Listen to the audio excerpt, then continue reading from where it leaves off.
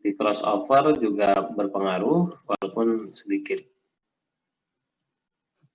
Nah, ini contoh di yang Siemens ya, jadi 813, net plan efisiensi 45,6%, last berita 45 inci, 4 flow. Kemudian jumlah feed water heaternya ada 9, gitu. Final feed waternya 308. Nah, ini dari sini kita bisa lihat, oh berarti cukup tinggi nih yang masuk ke dalam boiler, gitu, sebelum nanti keluarannya 600. Gitu. Nah, ini ada yang menggunakan coating ya untuk tadi ketahanan dari rotor itu sendiri. Secara umum nanti dibaca aja ini teknologi yang dikembangkan, tapi secara umum tadi sudah saya sampaikan. Nah, ini untuk yang GE, kalau tadi 850-an, ini GE 1050 megawatt. Kalau tadi 45%, ini 48,7%. Nah, secara pressure dan temperatur mirip sebenarnya. Cuman yang beda apa nih di last touch blade?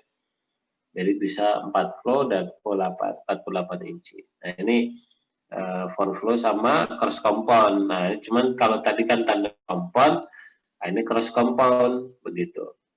Jadi dua dia. Nah, kecuali yang tandem compound yang bawah, ini cross compound. Nah, karena di yang LP turbin dia bisa di 1800 rpm atau 1500 rpm, lebih rendah. Kemudian ini juga melakukan pengembangan GE ya untuk sisi HP turbin. Ini Alstom dari sisi, nah ini termasuk upaya yang dilakukan tadi untuk bisa mengaplikasikan segera teknologi adalah dengan welding, ya, pelasan. Jadi tidak seluruh material ini pakai titanium, mahal kan, makanya sampai titik tertentu, habis itu dia bisa pakai krom begitu ya, nah, maka diganti begitu. Kalau seluruh titanium, maka ekonominya nggak kompetitif secara ekonomi. Itu ini sama Dusan begitu ya, 49% untuk maksimal garansi rating itu 1000 megawatt, buat open bisa sampai 1100. Mainstream kondisinya lebih tinggi 260 dan 610 serta 621. Last beta masih 85 inci. Nah, ini perbandingan yang ada ya. Dari sini bisa kita lihat mainstream temperatur ya, pressure maaf gitu. Jadi digabung ya, baik temperatur dengan pressure. Nah, dari sini bisa kita lihat terjadi peningkatan signifikan dari segi AUSC. Kemudian net efisiensinya juga lebih tinggi, heat rate-nya juga begitu. Kemudian di sini kita bisa lihat penggunaan batu bara semakin tingginya teknologi, makin rendah malah gitu ya. Energinya akan lebih tinggi, tapi bahan bakar yang digunakan lebih rendah. NOx-nya juga lebih rendah, begitu ya. CO-nya juga lebih rendah. Nah, bahan bakarnya sama, fuel cost-nya per MMBTU-nya, tapi kapitalnya lebih tinggi, OM-nya hampir mirip, masih lebih tinggi. Makanya tadi problemnya USC dan USC adalah dari segi OM dan kapital ya. Sementara untuk fuel-nya, untuk per megawatt hour-nya lebih rendah, begitu. Itu kira-kira informasinya. Nah, itu hal-hal yang dilakukan termasuk adalah di tahap selanjutnya double cycle reheat. Gitu ya. Single reheat-nya sudah efektif, apalagi double. Ini schedulingnya 2025, nggak tahu perkembangannya karena ada pandemi apakah tetap berjalan. Gitu, 2025 atau 2026 sudah mulai diaplikasikan advance ultra supercritical untuk 700 derajat Celcius. Itu kira-kira ini tentang CCS ya, carbon capture storage. Jadi idenya adalah memasukkan kembali CO2 ke dalam perut bumi begitu.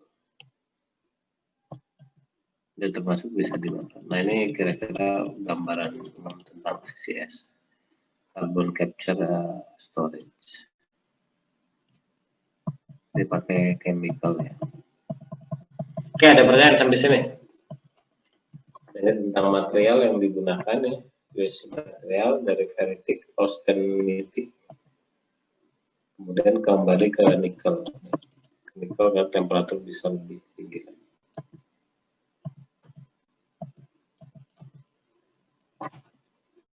Ya, silakan. Ada pertanyaan?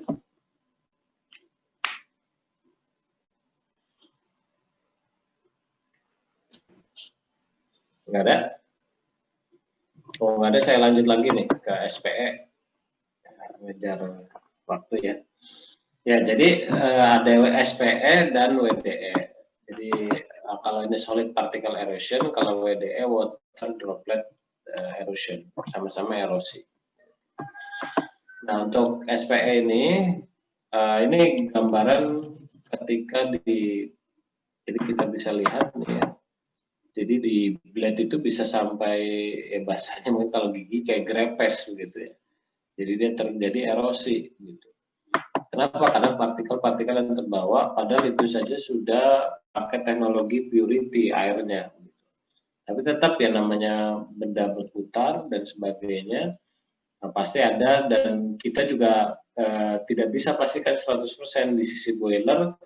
Tidak ada yang terkikis dari tadi ya proses pemanasan, penguapan dan sebagainya. Nah, solid particle erosion ini sangat mungkin terjadi di banyak tempat.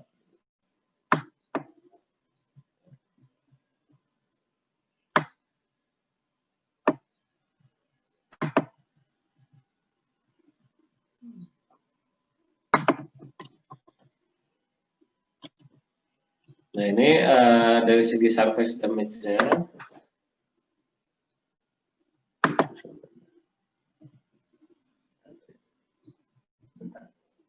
damage ini adalah tadi yang membuat struktur dan komposisi material ini berbeda dari kondisi awalnya, begitu. Dan ini ada beberapa hal yang membuat surface damage, mulai dari extrusion, chip formation, tearing, brittle, fracture dan sebagainya. Nah, ada yang no material loss seperti perubahan struktur, plastic deformation dan cracking begitu. Nah, ini tidak menyebabkan loss-nya material bengkok dan sebagainya.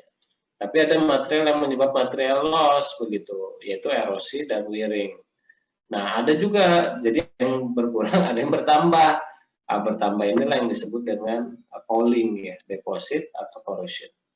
Nah, apa kerugian dari adanya surface damage begitu ya. Nah, ini ya tadi ada material yang yang tadi berkurang. Itu fungsinya otomatis tidak optimal begitu ya. Kemudian ya otomatis secara permukaan di pembangkit pun menjadi ya tidak seperti awalnya, dan dampaknya adalah apa? Dampak besarnya begitu, yaitu adalah aerodinamik efisiensinya menjadi turun begitu, karena tadi ada yang harusnya full dia berkurang, terjadi erosi tadi. Yang kedua, biaya maintenance meningkat, kemudian umur dari pembangkit pun berturun begitu, dan otomatis secara kapabilitas storabilitasnya pun akan turun gitu. Nah, ini perbedaan antara wearing dengan erosi gitu. Jadi kalau wearing adalah kerusakan yang di permukaan yang umumnya melibatkan ya terjadi losis material, yang ini disebabkan karena istilahnya tuh, jadi kalau wearing ini contoh misalkan adalah clearance dengan blade gitu atau tip ya. Jadi benda dengan benda, jadi objek bergerak dengan objek statik misalkan, antara nozzle dengan pengaruhnya yang berputar begitu. Nah, itu ketika terjadi gesekan itu wiring. Nah, tapi kalau erosi itu disebabkan oleh material yang kecil begitu ya. Makanya kan sering disebut erosi air sungai atau abrasi air laut begitu. Itu mirip, kenapa? Karena ada objek kecil yang membuat tergerus. Nah, baik solid particle erosion maupun water droplet itu masuknya di erosi. Nah, ini contoh ya abrasi wiring begitu. Jadi ini contoh misalkan di packing, jadi ketika tersenggol dia tergerus begitu.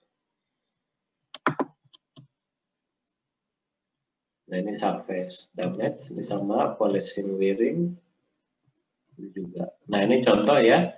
Jadi di elbow itu sering sekali ya terjadi erosi. Saya pernah melihat langsung di pabrik itu, jadi memang kecepatan air ya, bayangkan sekian ratus ton begitu per jam begitu, atau ribu ton per jam. Nah, itu melewati pipa, apalagi pipa elbow, ini potensi, apalagi airnya tidak murni, dia mengandung partikel tertentu, makanya lama-lama akan tergerus, bagaimana ini kita bisa lihat, gitu, terkikis. Begitu. Nah, ini yang menyebabkan terjadinya kebocoran. Bahkan pernah terjadi kecelakaan di beberapa pembangkit karena ya tadi bentuknya seperti ini. Belum lagi nanti ditambah misalkan di sini ada termokapel, lah udah tambah jadi-jadi itu di situ. Nah, dari sini kita bisa lihat jadi terjadinya degradasi, ini pernah disampaikan kalau tidak salah. Jadi mengenai leakage ya kalau nggak salah kemarin. Nah, ini performance degradasi dipengaruhi oleh ini semua nih, ya mulai dari tip, nozzle erosion, depositnya 0, ya, bucket erosion, bucket roughness, kemudian nozzle roughness, nozzle repair dan sebagainya. Nah, ini area-area di dalam coal fire power plant. Jadi kalau yang merah begitu ya, ini terkait dengan tadi ya kebersihan dan ya termasuk sulfur itu sendiri, kemudian di pipa itu, kemudian di HVIP, LP ya terkait dengan wiring tadi. Kalau di sini erosi, di sini juga ada sisi erosi juga. Dan ya tergerus bagian dalamnya oleh solid particle erosion. Kita bisa lihat berapa kerusakan, jadi awalnya bulat, lama-lama tergerus ya.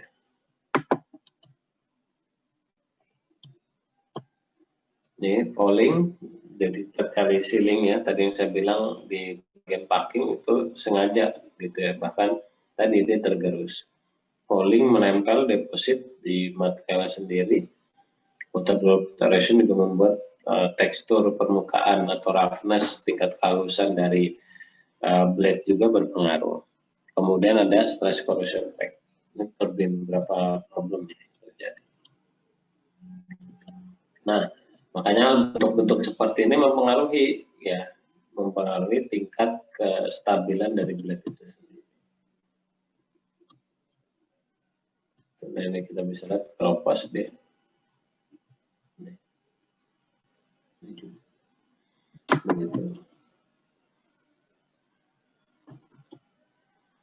Jadi tingkat blade surface roughness disebabkan oleh erosi, tadinya halus menjadi kasar. Kemudian juga tadi elbow ya, terjadi pengikisan.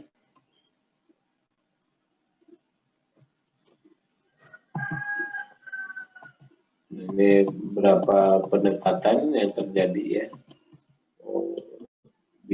berpengaruh terhadap particle erosion.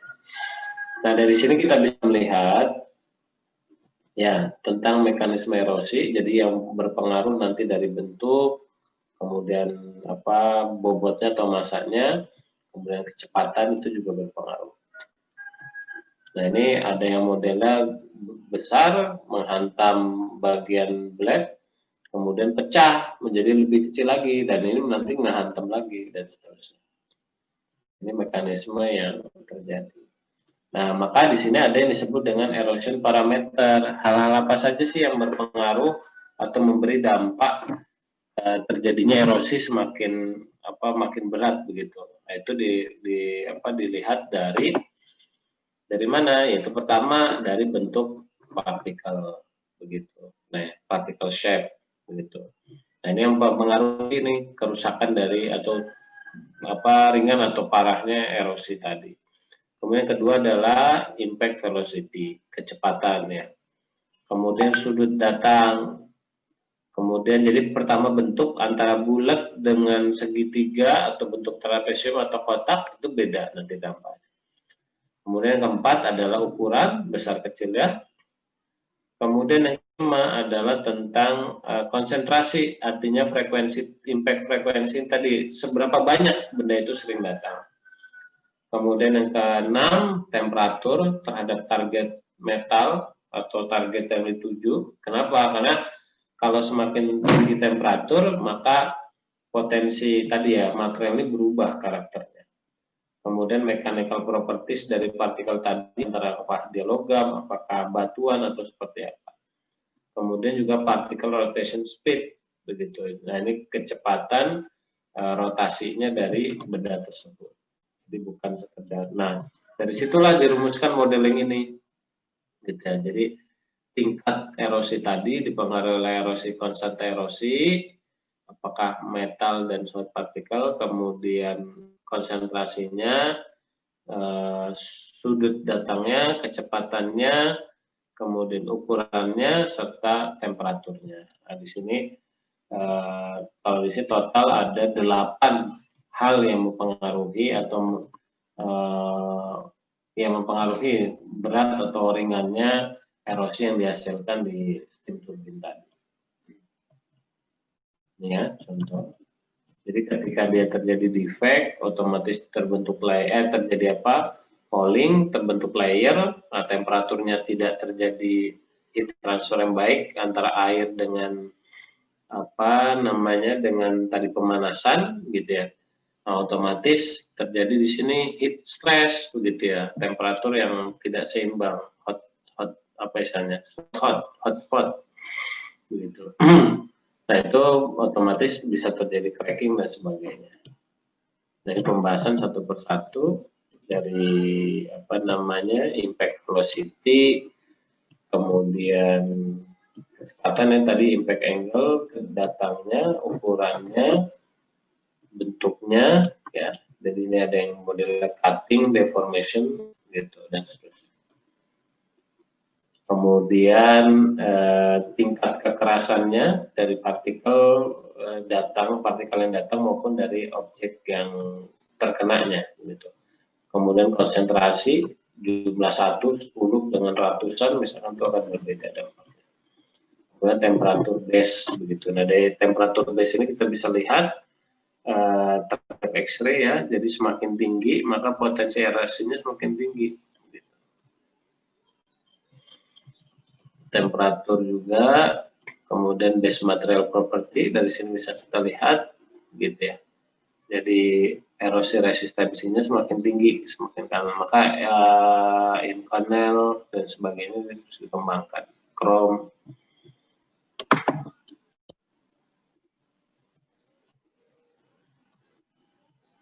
Nah, ini di beberapa valve terjadi valve shift, begitu ya, terjadi erosi. Contoh-contoh saja. Tapi secara umum tadi ya, jadi tingkat kedatangan dan sebagainya. Nah, SPE ini juga tadi erosi. Nah, ternyata juga bisa Nah, ini sebelum dimodifikasi dia terjadi erosi, ini kita bisa lihat teksturnya. Nah, ini setelah dimodifikasi, jadi dilapisi gitu ya, dikasih dilayerin. Serta bentuk juga mempengaruhi, di coating. Nah, jadi jadi secara tidak langsung partikel erosion ini, SPS solid particle erosion ini juga ternyata bukan saja membawa dampak negatif, tapi ada juga dipakai juga partikel solid particle erosion ini ya seperti yang kemarin saya sampaikan di silika, dia untuk mengecat Jadi untuk mengupas cat di kapal pakai silika dengan metode ini sebenarnya, yaitu adalah solid particle erosion. Nah, ketika mau ngecat pun itu sama, ditambah juga sehingga bisa lebih nempel. Gitu. Jadi ternyata SPE ini juga dipakai untuk pengembangan di produk lain. Ini contoh kerusakan yang terjadi ya, terjadi erosi. Nah, ini juga jadi biasanya untuk menangkap partikel tadi adalah dengan ditambahkan skirt. Itu ya untuk SPE.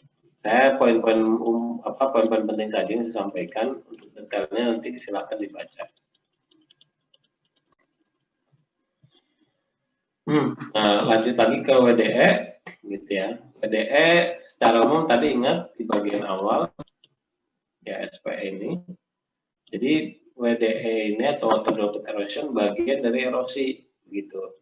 Nih, solid droplet erosion. Gitu. Jadi bagian dari erosi yang menyebabkan terjadinya surface damage. Gitu. Kalau tadi ini partikel, kalau sekarang water droplet erosion.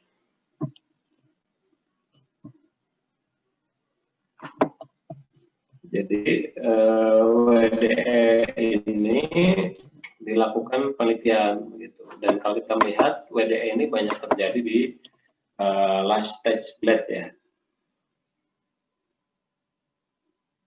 Jadi kalau SPE tadi solid particle erosion kan bisa terjadi di mana saja, baik di HP, IP maupun LP. Untuk WDE ini banyak terjadi di sisi LP turbin. Gitu. Karena kenapa? Karena mulai terbentuk mixture atau droplet itu terjadi di mana? Di sisi sana, di sisi last stage gitu.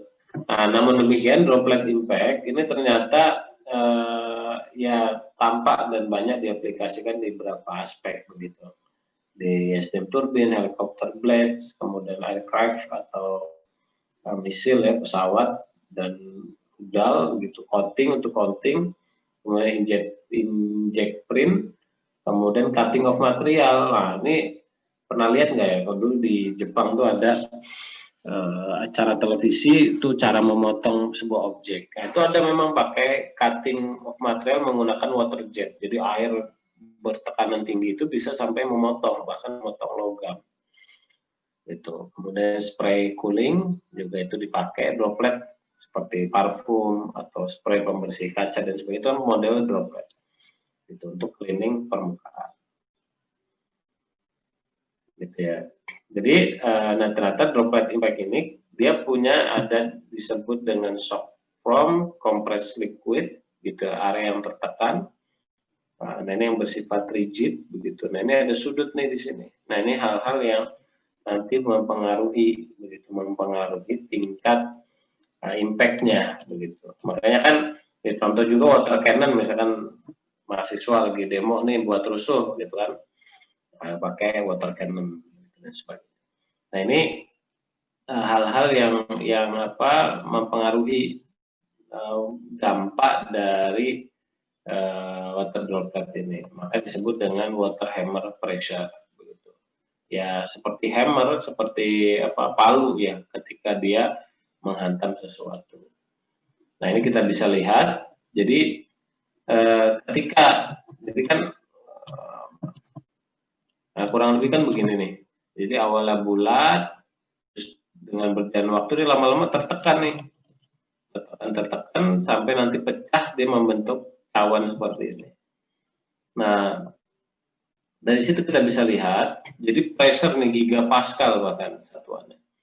Jadi semakin dia tertekan, itu pressure makin tinggi, maka efek kepada objek di bawahnya atau disebut dengan mother material begitu ya, itu makin tinggi gitu. Maka ada shock wave istilahnya. Gitu. Jadi di sini dia memberikan energi gitu, memberikan energi. Nah, ketika jumlah itu besar, maka walaupun ini air butiran-butiran itu logam saja bisa sampai tadi ya, sampai rusak begitu. Nah, ini contoh dengan water jet, ya ini aluminium dengan zinc. Nah, dari sini kita bisa lihat aluminium dengan kecepatan 750 meter per second, oh ini lihat dampaknya nih, retaknya parah. Nah, zinc sulfat, dia lebih 300 lebih ringan begitu. Kalau ini udah parah sampai bahkan hitam. Jadi ini yang mempengaruhi tadi ya, makanya nih liquid dan metal. Ini juga digunakan sebenarnya water jet ini digunakan untuk membersihkan beberapa saluran ya, pipa bahkan di pembangkit itu sendiri.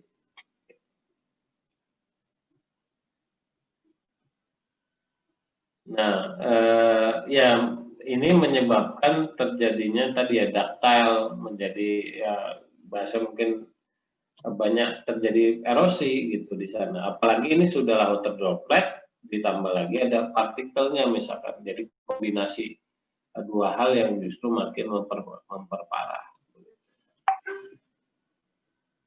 Nih, jadi ada waktu erosi gitu ya. Jadi ada waktu erosi,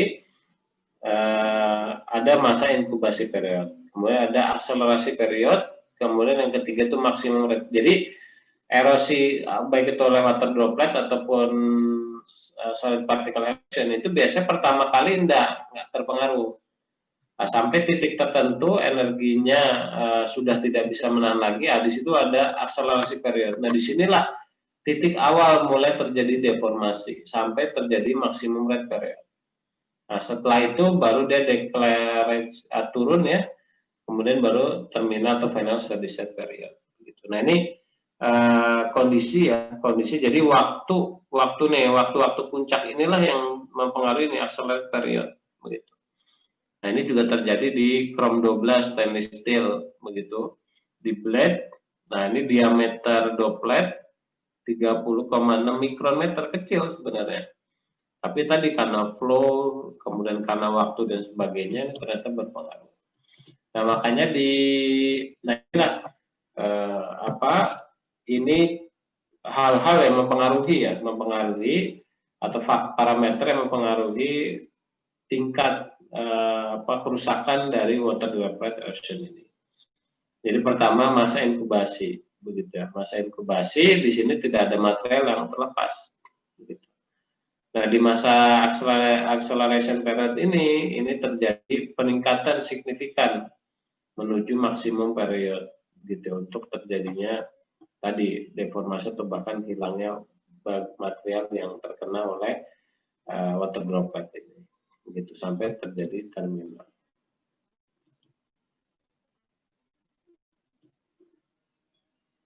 Nah, WDE ini banyak terjadi di last stage blade, begitu ya. Kenapa? Karena mulai turunnya pressure, kemudian temperatur juga rendah.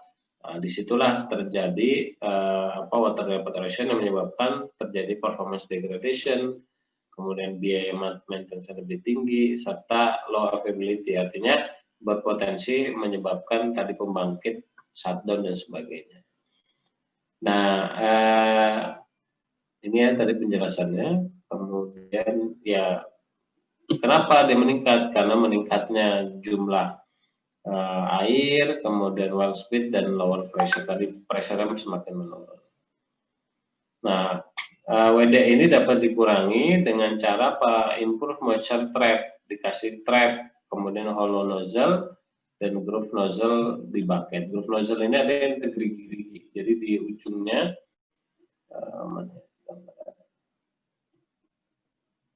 contoh ya kerusakan yang terjadi ini.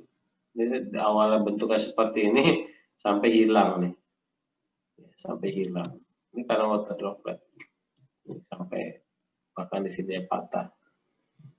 Jadi ya pengaruhnya cukup luar biasa. Kita bayangkan dia berputar di misalnya 3000 ya, 3000 rpm ya, tentu berpengaruh. Gitu. Nah, ini ya, jadi kita bisa lihat di dry ini last stage blade, ini L0, L1, L2. Nah, jadi mulai muncul itu adalah di antara L1 dan L2. Begitu melewati nozzle-nya L1, disitulah mulai termuncul moisture. Jadi memang terjadinya water droplet itu di area ini nih. Nih, dari sini sampai terakhir. Gitu. Jadi di L1 sampai terakhir di L0. Disitulah, dan semakin meninggalkan last stage blade, begitu itu jumlahnya atau ukurannya makin besar.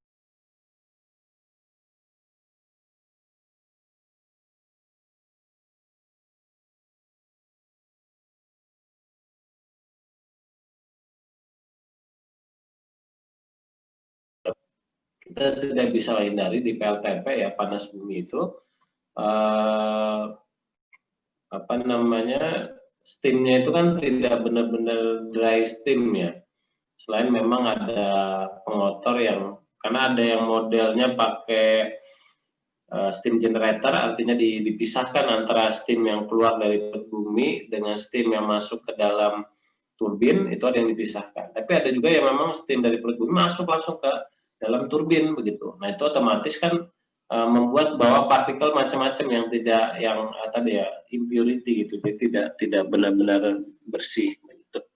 Nah itulah yang akhirnya membuat tadi di sisi apa turbin blade-nya dari PLTP itu membuat terjadi erosi yang cukup tinggi. Makanya mulailah dikembangkan coating gitu, pelapisan di semua bagian dari steam turbin itu sendiri untuk mengurangi erosi di blade itu sendiri maupun di nozzle.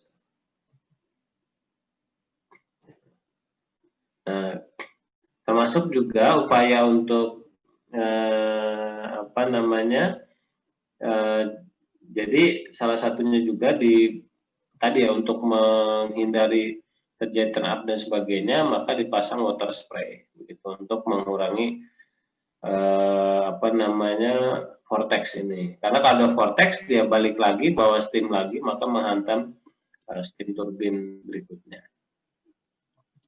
Gitu. Nah ini bagian-bagian yang terjadinya erosi oleh water droplet. Contohnya di Korea patah ya, berapa blade patah. Nih kerusakan-kerusakan yang terjadi luar biasa. Ini di papernya, jadi dia muter balik lagi di sini menghantam blade. Karena ini putaran kan 3000 RPM. Nah, dari sini kita bisa hampir mirip seperti tadi ya. Jadi parameter yang mempengaruhi water droplet erosion atau tadi solid particle erosion, yang pertama impact velocity. Velocity ini pasti terkait. Kemudian sudut datangnya, kemudian ukurannya, tadi ukuran airnya, kemudian kepadatannya, serta tingkat kekerasan dari material yang dibenturkan oleh air tadi. Nah, ini 5 parameter. Kalau tadi solid particle erosion 8 ya. Nah, ini 5 yang mempengaruhi water droplet erosion. Nah, makanya mereka akhirnya ada teknik gitu ya, supaya juga tidak menghantam ke sisi statornya begitu ya. Itu ada jalur di sini, termasuk di bagian atas dikasih cover gitu, supaya air itu tidak menghantam sisi stator dan sebagainya. Nah, ini material-material yang dipakai untuk tadi supaya melindungi dari water droplet erosion dari chrome 12 termasuk titanium gitu, campuran titanium. Ini chrome, nikel, chrome ya, kita sebut chrome gitu. Ini juga campuran-campuran yang berfungsi untuk melindungi. Ini dari segi fluoride.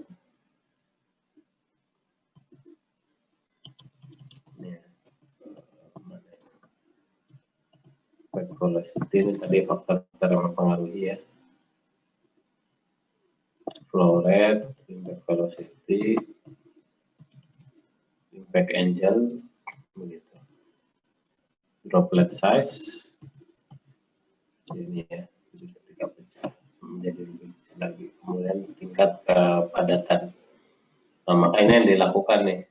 Jadi erosion rate, konstansa, flow rate, impact velocity, droplet, dan tingkat kekerasan dari target material.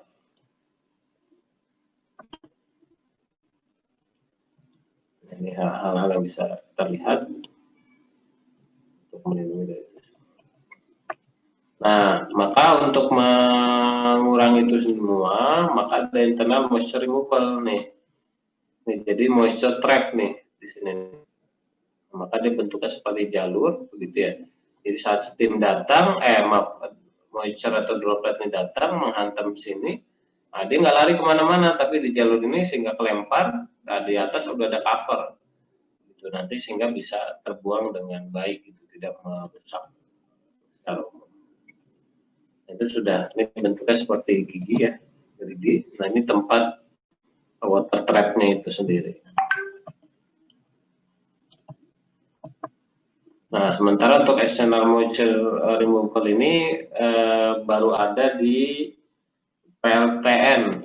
Nah, ini ada disebut dengan MSR, moisture MSR steam reheater. Jadi moisture tadi dihilangkan dengan cara dipanaskan, begitu. Nah, sehingga makanya kan begitu dari HP turbin udah bentuk moisture tuh dia.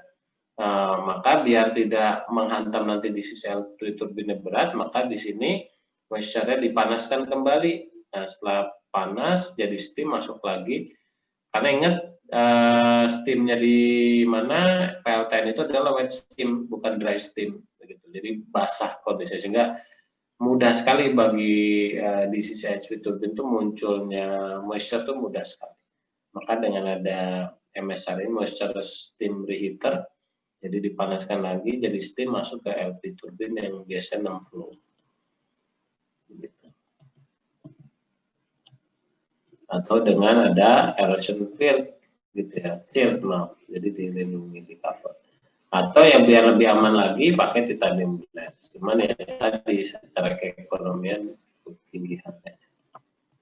Itu sampai. Dan ini teknologi pengembangan untuk melindungi tidak terjadinya water droplet erosion.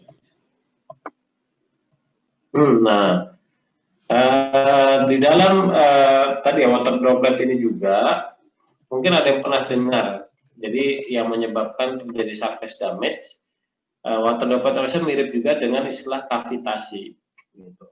Jadi kavitasi itu biasanya terjadi di objek berputar yang dia ada fluida cair ya, liquid tadi. Contoh adalah di PLTA, kemudian di propellernya perahu, kapal selam dan sebagainya. Dan ini jadi problem sendiri. Kenapa? Karena membuat defect dia, membuat bermasalah di sisi blade itu sendiri. Makanya di kapal selam ini jadi satu teknologi yang luar biasa. Karena begitu terjadi kavitasi di baling-balingnya kapal selam, malah langsung ketahuan kapal selam posisinya di mana. Gitu. Jadi teknologi kavitasi juga, ya karena kavitasi itu menyebabkan erosi. Gitu. Nah, dengan menghilangkan kavitasi, tidak membentuk bubble di sisi blade itu, maka kapal selam tidak kedetek. Tapi begitu muncul bubble, kehantem blade, wah langsung ketahuan tuh kapal selamnya posisinya di mana. Nah, itulah teknologi yang jadi dari problem itu sebenarnya ada teknologi-teknologi yang bisa dikembangkan. Sampai-sampai di kapal selam itu, jadi saya pernah langsung nanya tuh ke officernya kapal selamnya Amerika, karena di Amerika itu tentara, khususnya di kapal laut, kapal selam itu, mereka setelah pensiun atau pensiun dini, begitu ya, karena mereka wajib militer, itu bisa masuk ke perusahaan-perusahaan. Salah satunya perusahaan pembangkit PLTN, ada nama perusahaan Westinghouse, gitu. Memang yang pertama kali mengembangkan teknologi nuklir untuk energi itu adalah justru Westinghouse di kapal selam dan kapal induk, begitu. Nah, makanya karena mereka berpengalaman menghandle pembangkit di dalam kapal itu, maka mereka bisa ketika masuk kerja, ya pengalaman itu terpakai sekali. Jadi kapal selam itu bisa di dalam air, nggak ke permukaan itu bisa sampai lama begitu. Yang membuat mereka terbatas itu hanya cadangan makanan saja. Untuk air minum dan sebagainya udah bisa mereka mereka proses dari air laut jadi air minum. Nah, itu yang pengembangan teknologi yang ada. Itu materi dari saya, tiga materi dalam waktu kurang dari 2 jam. Kalau ada yang mau ditanyakan. Pak, izin bertanya boleh Pak? Ya, silakan. Pak, sebelumnya kami itu pernah belajar teknologi material waktu semester 2. Saya ingin mastiin aja sih Pak. turbin itu di blade turbin lebih tepatnya itu tuh ada lapisan apa sih Pak yang kita pelajari itu katanya blade turbin itu dilapisi oleh seramik, itu benar atau enggak Pak? Ya, jadi turbin apa nih? Turbin uap, turbin air? Uap. Oh, turbin uap. Ya, jadi tidak semua ya, tidak semua blade ya, dalam arti blade turbin itu dilapisi, enggak. Hanya yang PLTP, kalau PLTU secara umum enggak, dia ya tadi Chrome 12 itu, jadi nggak di coating dia, gitu. Tapi untuk yang PLTP itu di coating. Dulu itu ketika project ya saya terlibat ya, bukan saya yang semua, saya bagian kecil aja lah. Gitu. Nah itu dulu karena memang ada pabrik juga ya kita kunjungan tuh, karena tempat saya kerja dulu dia pabriknya juga dekat situ, kita ngecek kan produk-produk dan sebagainya. Termasuk ada yang materialnya dari luar, kemudian istilahnya dibubut lah kalau kita begitu ya. Nah itu di desain dibubut di pabriknya gitu. Itu kita lihat tuh teknologinya. Jadi ya semuanya by komputer dengan CNC ya, sampai akhirnya di mailing tuh. Nah itu jadi produk itu. Nah ketika itu memang dipastikan betul tuh tidak ada yang pengotoran dan sebagainya. Nah pelapisan pun biasanya supaya tidak terjadi oksidasi saja gitu, bukan untuk melapisi supaya tidak terjadi erosi, itu enggak kalau untuk secara umum. Tapi kalau di PLTP memang itu di coating supaya tadi dia tidak rusak gitu, tidak rusak karena tadi kontak dengan material yang tadi yang nggak bersih begitu. Karena memang ada model PLTP itu kan langsung steam dari perut bumi masuk ke turbin begitu. Nah, berarti lapisan itu memang bukan mencegah erosi ya Pak? Bukan, kecuali di PLTP ya, panas bumi atau geothermal. Gitu. Terima kasih ya Pak. Ya. Karena ya bisa dibilang coating itu biaya, cost gitu. Jadi kalau dia dampaknya atau efeknya nggak terlalu besar ya buat apa gitu. Tapi kalau memang dia dampaknya seperti di PLTP itu dampaknya besar dan itu sering terjadi, mau tidak mau mereka pasti memakainya begitu. Dan ntar secara berkala dicek tingkat ketebalan dari coatingnya tadi, apakah makin menipis atau tidak. Kalau makin menipis ya berarti mereka harus coating lagi tuh supaya tidak rusak. Makanya memang biaya maintenance itu cost-nya lumayan besar begitu. Dan banyak pabrikan perusahaan-perusahaan itu justru ngambil margin untungnya itu di maintenance. Jadi gini sederhananya. Kalau di sisi jualan barang, mereka margin 5-10% aja udah besar itu, dan itu luar biasa. Susah gitu negonya dengan owner, karena owner pasti pengen nekan biaya. Tapi kalau di maintenance, itu marginnya bisa 200-300%. Gitu. Jadi kalau dari segi bisnis maintenance itu sebenarnya marginnya lebih besar. Walaupun memang kalau dari segi order secara umum ya kecil begitu. Kalau bikin pembangkit kan triliunan, 5 triliun misalkan. Kalau servis paling berapa M atau berapa puluh M begitu. Ya beda lah, beda kelas. Itu kira-kira. Ada lagi pertanyaan? Kalau nggak ada, ini kuliah hari terakhir ya. Jadi insya Allah minggu depan kita ujian. Materinya sampai materi hari ini. Pokoknya ujian saya mah gampang lah. Gitu. Pokoknya apa yang saya jelasin itu yang keluar. Kalau yang nggak saya jelasin secara detail itu buat tambahan pengetahuan atau knowledge teman-teman aja. Tapi secara umum saya kuliah ini hanya membantu untuk tadi ya logik-logik.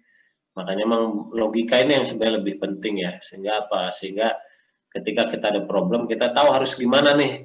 Walaupun kita nggak punya solusinya, tapi kita tahu how to apa istilahnya solve ya. Gimana caranya untuk menyelesaikan problem itu.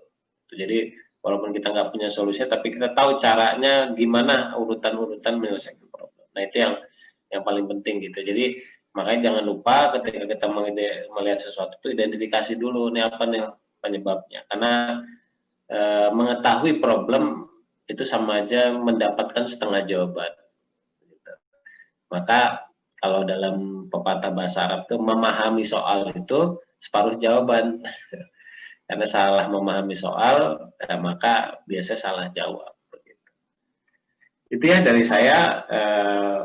Saya selama mengajar mungkin banyak kekurangan, kelemahan dan sebagainya. Ya saya mohon maaf.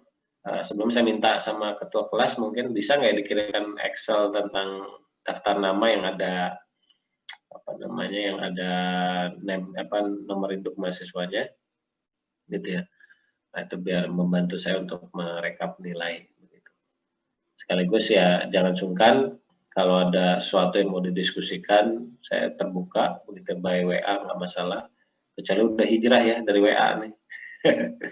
Karena isunya WA disinkronisasi ke Facebook, semua tentang privacy jadi berbahaya. Itu ya dari saya. Terakhir nih 5 menit, kalau ada yang mau ditanyakan. Ya, silakan.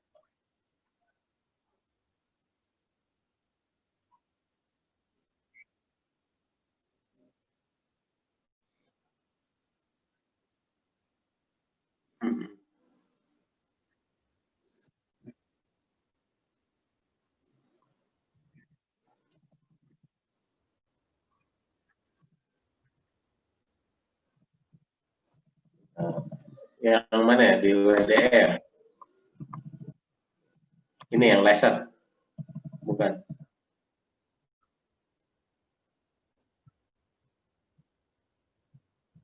Yang ini eksternal? Ini? Ya, jadi pemanasannya dari Steam juga. Gitu, jadi dari Steam. Jadi sebenarnya gini, kalau saya sebenarnya, sorry, tadi bukan reheat ya, moisture removal. Nah, jadi gini, dia seperti kalau di PLTN itu ada BWR, Boil Water Reactor. Jadi dia kalau lihat di sini saya zoom ya di MSR ini, dia untuk menghilangkan moisture itu banyak trapping, nih, gitu. Jadi trapping inilah yang menangkap butiran-butiran tadi. Nah, sehingga tersisalah tinggal steam yang lewat, begitu. Nah, yang moisture itu terperangkap kemudian jatuh ke bawah, gitu. Jadi air, bawahnya air udah dalam bentuk air, gitu. Jadi ya tinggal steam aja yang lewat. Nah, itulah yang nanti dimasukkan ke dalam ini LP turbin ini, low pressure turbin di mana, di PLTN, begitu. Itu aja sih teknologinya. Jadi dia nggak ada pemanasan lagi.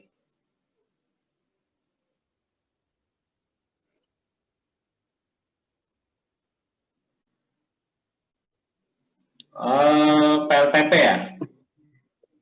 Di sisi mananya nih? Di sisi high pressure atau low intermediate atau? Ya bisa saja, cuma nanti diperhatikannya adalah ini mahal loh. Itu ukuran MSR ini, lihat nih. Ini tiga LP ini hampir sama nih panjangnya. Jadi ukurannya besar dia. Nah, itu yang harus dipertimbangkan gitu. Jadi kira-kira kalau ada MSR ini nambahnya berapa miliar, sama dia efisiensi dapatnya berapa persen gitu. Nah, itu harus dipertimbangkan. Jadi ya itu yang saya sampaikan. Jadi perkembangan teknologi itu bukan saja dari segi memang penting nih, artinya ide liar ini boleh lah, bagus begitu. Tinggal nanti step berikutnya kita perlu perhatikan atau kita riset studi gitulah. Studi literatur, wah ini gimana ya potensinya, sambil kita hitung-hitung kasar dulu aja, oh segini, oh kayaknya nggak mungkin deh, begitu ya. Sama seperti ya banyak kejadian terakhir ini kan menarik nih, si Elon ya, yang punya Tesla tuh. Nah ini kan ide ini udah dari 2004 dia tentang mobil listrik begitu, termasuk tentang SpaceX-nya dan banyak hal lah.